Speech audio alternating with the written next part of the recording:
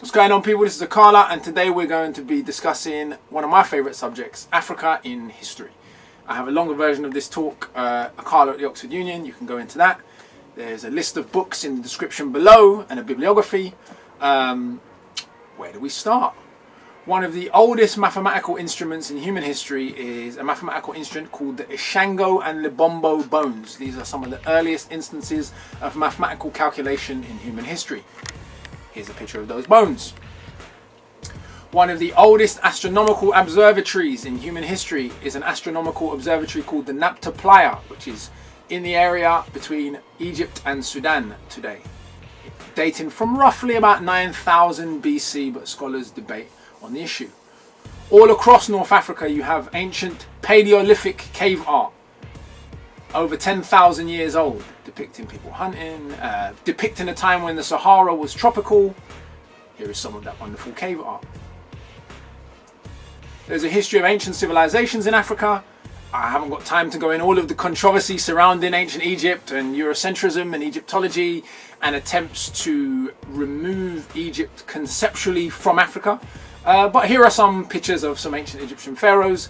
You judge for yourself how African you think these people were or were not.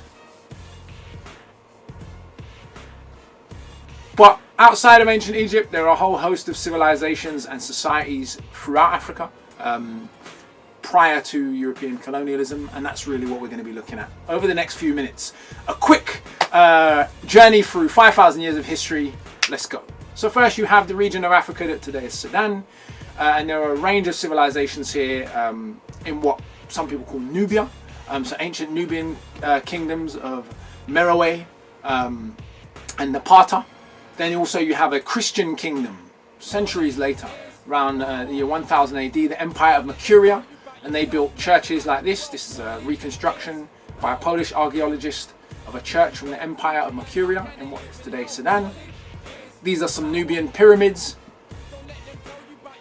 You have the Abyssinian Empire in the country Ethiopia, or the Aksumite Kingdom in the country that is today Ethiopia.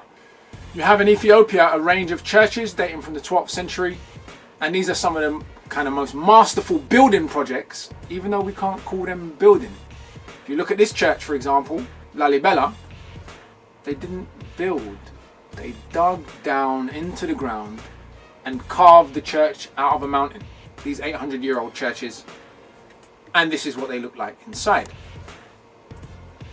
In Eastern Africa, in today what is Kenya, in that region you have a civilization called the Swahili Confederacy. These are the ruins of Great Zimbabwe, built of 100,000 tons of granite bricks, held together without any cement by the Shona people of Zimbabwe, dating from the 14th century.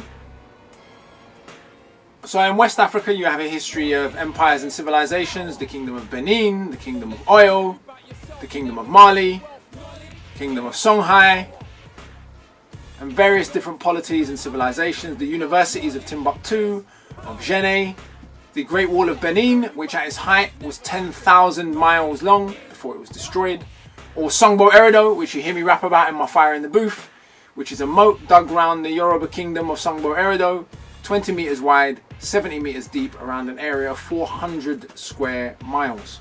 The medieval libraries of Timbuktu have over 700,000 manuscripts still survive until today, and thankfully through the process of translation you can buy many of these primary source materials today in books like this. For more information on the history of pre-colonial West African civilizations, see any of the books below and do your own research. My teacher, Robin Walker, has a load of great books written for young people or for adults on this particular subject, on a broad range of African civilizations and histories with all the primary source material, because there are a lot of perceptions about pre-colonial Africa and about African history, both presently and in the past, that are not accurate. Thankfully today, with just a little bit of reading, all of the information is out there. Thank you. Big up.